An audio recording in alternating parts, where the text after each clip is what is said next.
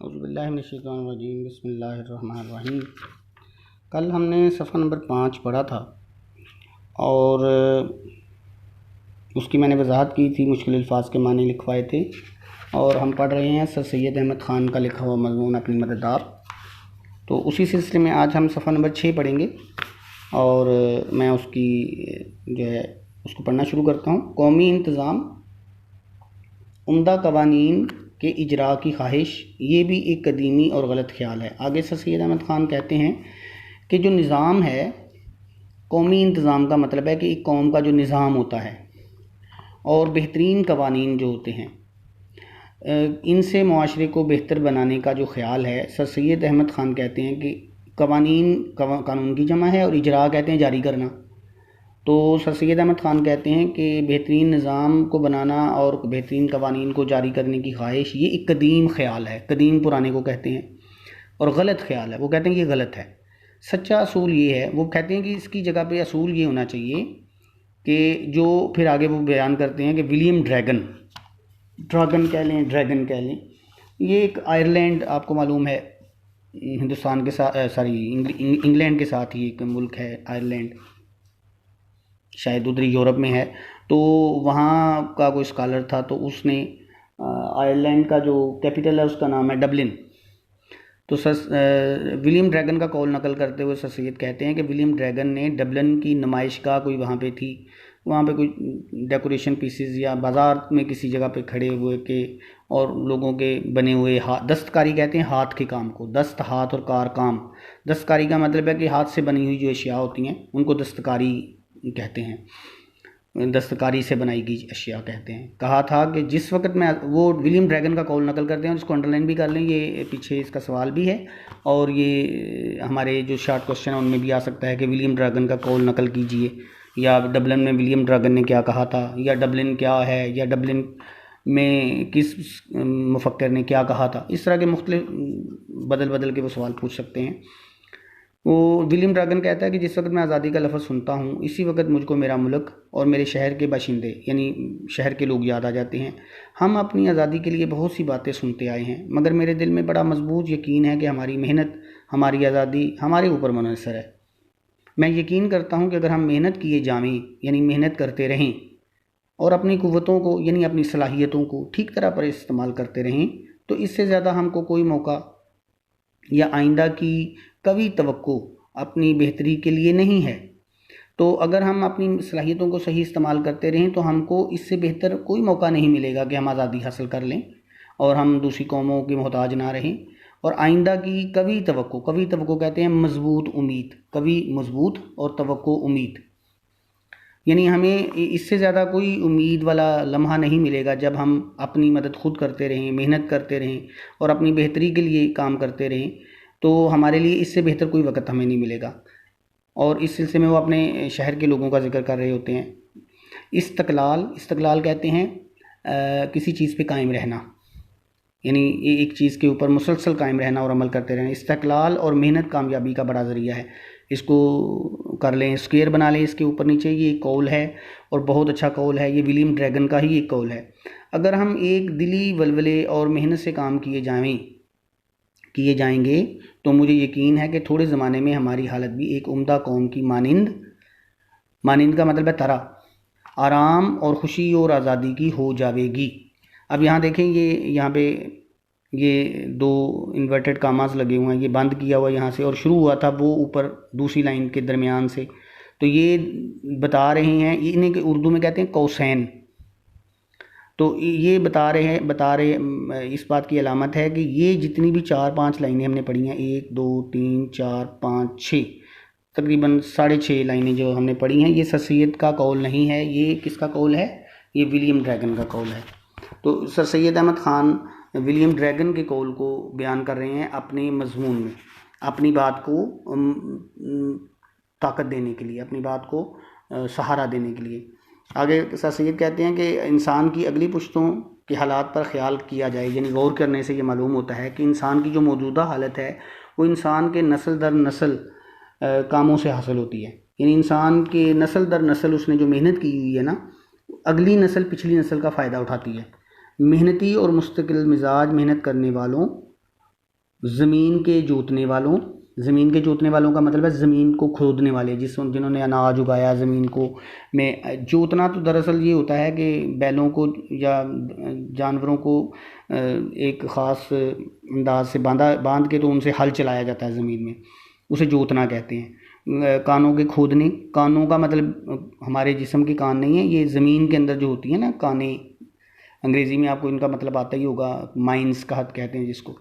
उनमें से हीरे जवाहरात और कोयला और तरह तरह की मदनियात निकालने वाले, नई नई बातों को ईजाद करने वालों, मख्फी बातों को ढूंढ कर निकालने वालों, यानी ये पुराने लोगों की बात कर रहे हैं कि उनमें जो ये लोग थे जिन्होंने ये काम किए थे। मख्फी बातों का मतलब क्या हुआ, छुपी हुई चीज़ें जो थी, मसलन मुख्तलिफ़ अलूम बनाए मुसलमानों ने, रियाजी, केमिस्ट्री, फ़िज़िक्स, फ़लसफ़ा। फ़लसफ़ा तो होता ही ऐसी चीज़, यानी ऐसी बातों के ऊपर गौर करने को कहते हैं जो आम इंसान की समझ में नहीं आती, तो वो उसकी हकीकत तक पहुँचने के इल्म को फ़लसफ़ा कहते हैं। तो मख्फी बात का मतलब है छुपी हुई बात को ढूंढ कर निकालने वालों। आलाते जरे शकील से काम लेने वालों, जरे शकील का मतलब है भारी अशिया को उठाने के लिए जो आलात इस्तेमाल होते हैं, भारी वज़न उठाने वाले जो आलात होते हैं, जैसे आजकल क्रेन वगैरह हैं, इनको आलाते जरे शकील बोलते हैं उर्दू में। और हर किस्म के पेशा करने वालों, पेशा मतलब काम करने वालों, पेशा काम को कहते हैं। हुनरमंदों, यानी जिनके हाथ में कोई फ़न है, कोई पेंटिंग बना सकता है, कोई लकड़ी का काम बहुत अच्छा कर लेता है, कोई मकान बनाने का हुनर रखता है, कोई शायर है, कोई हकीम है। फिर आगे लिखा हुआ है फ़िलीसूफ़ों, तो दरअसल ये लफ्ज़ है फ़लसफ़ियों। जैसे फ़िलासफ़र्स नहीं होता अंग्रेज़ी में फ़िलासफ़र, तो उसी से फ़िलासफ़र की फ़िलासफ़ी। तो ये फ़िलसफ़ियों जो है ना, फ़िलीसूफ़ों जो लिखा हुआ है, दरअसल ये लफ्ज़ है फ़लसफ़ियों। और फ़लसफ़ा मैंने अभी बताया है आपको, फ़लसफ़ा एक ऐसा इल्म है जो चीज़ों की हकीकत तक पहुँचने का इल्म जो होता है ना, कि एक चीज़ की हकीकत तक पहुँचा जाए कि इसकी बुनियाद क्या है, ये इल्म क्यों बना, इसकी ज़रूरत क्यों महसूस हुई, वो फ़लसफ़ा होता है। और उस पर उस इल्म के हामिल को फ़लसफ़ी कहते हैं। तो ये उनकी जमा है फ़िलीसूफ़ों। मुल्की मुंतज़मीन, यानी मुल्कों के जो हुक्मरान थे, उन्होंने इंसान को मौजूदा तरक्की की हालत पर पहुंचाने में बड़ी मदद की है।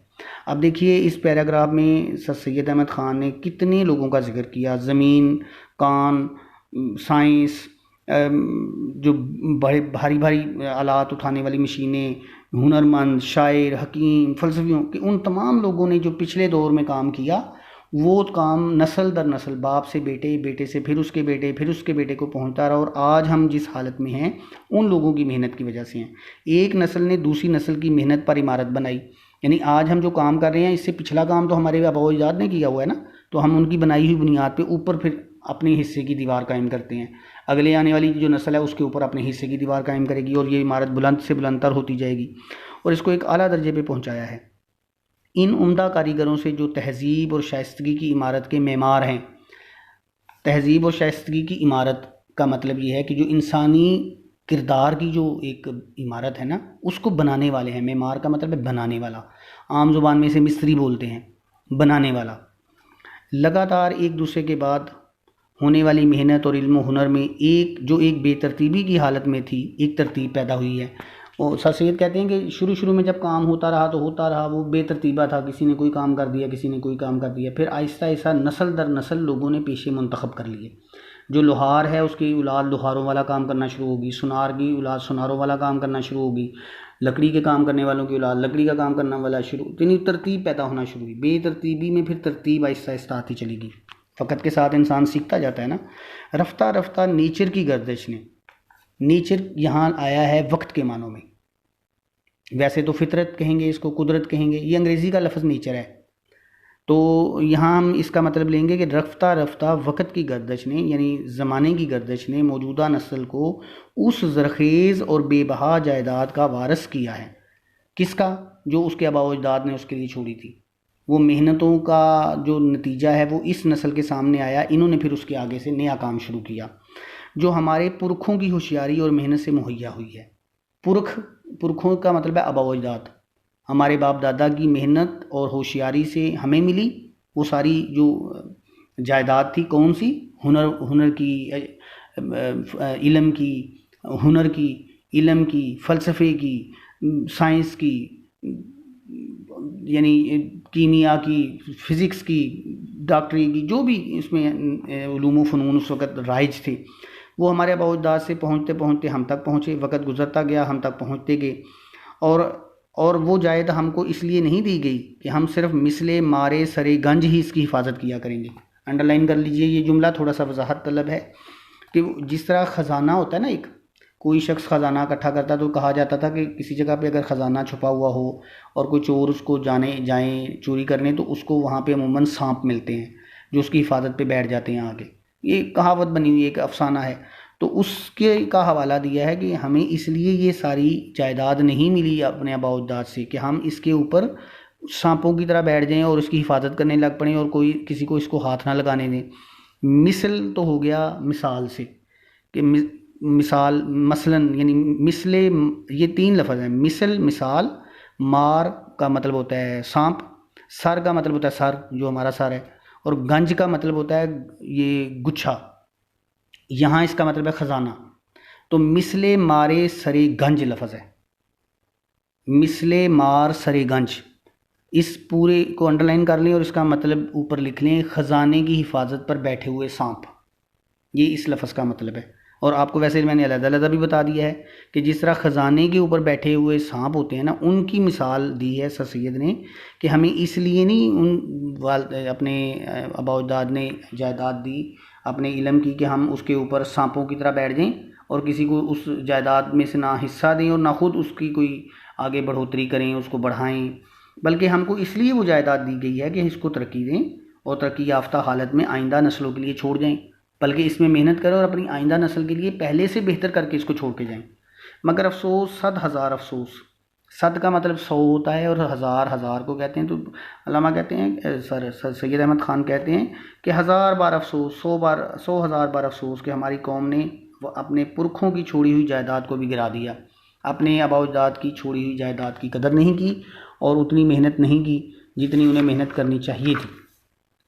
तो सर सैयद अहमद ख़ान का ये जो ख्याल है ये दुरुस्त भी हो सकता है। मुसलमानों ने अगरचे देखिए, मुसलमान जो इस इलाके में आए ना, तो कभी मैं जब क्लास में आऊँगा तो आपको मज़ीद वजाहत से भी बताऊँगा कि हम इस मुल्क, इस बरसगीर पर 1000 साल हुक्मरान रहे, लेकिन बुनियादी तौर पे वो मुसलमान हम नहीं थे, वो तुर्क मुसलमान थे, वो यहाँ के रहने वाले नहीं थे। कुतुबुद्दीन ऐबक ने 1206 में जो यहाँ सल्तनत की बुनियाद डाली थी, तो वो तुर्की था, तुर्की नस्ल था। मुग़ल भी तुर्क थे, मुग़ल जो थे वो भी यहाँ के पंजाबी, ये जो हमारे यहाँ के आप लोग सुनते हैं, यहाँ पे पंजाबी हैं, खोखर हैं, वड़ाइच साहब हैं, चट्ठा साहब हैं, फ़लाँ साहब हैं, फ़लाँ साहब हैं, इनका हमारी तारीख़ में कहीं आपको ज़िक्र नहीं मिलेगा। तो इस इलाके पे हुक्मरान करने वाले मुसलमान दरअसल इस इलाके के मुसलमान नहीं थे। तो वो थे तो बहुत ताकतवर थे, बड़े जंगजू भी थे, उन्होंने बहुत से उलूम फ़नून को तरक्की दी, लेकिन मुग़लों ने बहरहाल उसको उस तरह नहीं संभाला जिस तरह उनको संभालना चाहिए था। आखिरी जो मुसलमान हुकूमत ख़त्म इसलिए हुई थी कि मुसलमानों ने अपने आबा अजदाद से मिली हुई दौलत, इल्म की, हुनर की, उसको इन्होंने अपनी बेगमात के महल्लात, बेगमात के वो याद में बनाए गए वो जो ताजमहल बना दिया, किसी ने कोई हिरन मनार इधर शेखोपुरा में बना दिया, जहांगीर ने आके मस्जिदें बना दी, मज़ार बना दिए, बाग बना दिए। उस दौर में ही यूरोप में हॉस्पिटल बन रहे थे, यूनिवर्सिटीज़ बन रही थी, स्कूल्स बन रहे थे। तो जिस ज़माने में इस्लाम आया था वो ज़माना यूरोप के लिए डार्क एजेस था, यानी वहाँ बिल्कुल इल्म का अंधेरा था, वहाँ कोई इल्म की रोशनी नहीं थी। फिर इस्लाम तरक्की करता चला गया और यूरोप अंधेरों में डूबता चला गया। फिर अल्लाह ताला कुरान मजीद में फरमाते हैं, तिलकल अय्याम नुदाविलुहा बैनन नास, हम लोगों के दरमियान दिनों को बदल देते हैं। हम किसी कौम पर एक वक़्त एक जैसा नहीं रखते, जैसे दिन हमेशा नहीं रहता वैसे रात भी हमेशा नहीं रहती, तो बुरा वक़्त भी हमेशा नहीं रहता और अच्छा भी हमेशा नहीं रहता। तो वो यूरोप का जो स्याह दौर यूं ही गुज़रा और उन्होंने मुसलमानों उस दौर में, जब वो यूरोप जो था अंधेरे में डूबा हुआ था और मुसलमान तरक्की कर रहे थे, तो मुसलमानों पर जब सवाल आया तो ये जो मुसलमानों ने इल्म के ऊपर काम किया था ना, इसको फिर यूरोप वालों ने बुनियाद के तौर पे इस्तेमाल किया और इस पर आज की साइंस और टेक्नोलॉजी की नई इमारत कायम की। आज जितनी भी जदीद साइंस है, फ़िज़िक्स, केमिस्ट्री, मैथमेटिक्स, तमाम यूरोपियन, पूरी दुनिया इस बात पे मुत्तफ़िक़ है कि इसके बानी मुसलमान हैं। ये अलग बात है कि मुसलमान इसको अमली तौर पे आगे बढ़ाने से पहले ही ज़वाल पज़ीर हो गए। तो उसका भी गिला कर रहे हैं कि मुग़लों ने सिवाय मकबरों के और बागों के कुछ भी नहीं बनाया, जबकि इसके मुकाबले में यूरोप वाले उस वक्त बहुत तरक्की कर रहे थे। तो मैं आज बात की वजाहत मुख्तसरी रखी है मैंने, और कल से भी कम मैंने टाइम देख के ही मैं लेक्चर दे रहा हूँ। मैं मुख्तसर जानबूझ के रख रहा हूँ ताकि हम आहिस्ता से भी पढ़ें, और कम पढ़ाने से ज़रा चीज़ की समझ भी ज़्यादा आती है, बोझ भी कम पड़ता है। तो पिछला जो काम है, जो कल भी मैंने बताया था आपको एक्सरसाइज, अब आप जो है सवाल नंबर 7-8 तक इसको मुकम्मल कर लें साथ इसके, और उसके आगे अपनी मदद आपके मतन को मद्देनज़र रखते हुए दर्ज झेल सवालात के दुरुस्त जवाबात को टिक लगाएंगे। शॉर्ट क्वेश्चन हैं इसके अंदर बने हुए, सारी MCQs बने हुए हैं, ये भी बना दें, ये भी हल कर लें। सवाल नंबर 2 के जो 2 हिस्से हैं, फिर सवाल नंबर 3 में भी आगे हैं वो मुख्तसर खाली जगह पुर करने वाले सवाल हैं, ये भी जो हमने पढ़ चुके हैं इसके अंदर से बन रहे हैं। तो ये काफ़ी सारा हिस्सा है जो आप एक्सरसाइज का साथ साथ करते जाइए। ये सवाल नंबर 3 जो है ना, ये यहाँ तक आप बिल्कुल मुकम्मल कर लें। सवाल नंबर 3 के 1 के 10 जुज़वी सवाल हैं, सवाल नंबर 2 के 2 जुज़वी सवाल हैं, सवाल नंबर 3 के तकरीबन 1 2 3 4 5 जुज़वी सवाल हैं। तो ये साथ साथ करते जाइए। फिर अगले जो हैं वो मैं फिर आपको बता दूंगा। सवाल नंबर 4 भी कर सकते हैं, अभी फ़िलहाल ना करें, बेशक 5 भी ना करें फ़िलहाल। तो बाकी रह गया छठा और आखिरी हिस्सा, ये फिर मैं अगले जो ही हम इससे पहुँचेंगे सबक ख़त्म करने के बाद, तो मैं इसकी भी वजाहत करूँगा।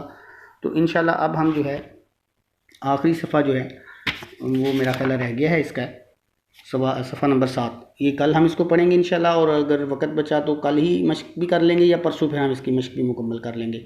तो अल्लाह के फजल करम से ये हमारा काम पहला सबक मुकम्मल हो जाएगा। तो इंशाल्लाह कल तक के लिए फिर अल्लाह हाफ़िज़।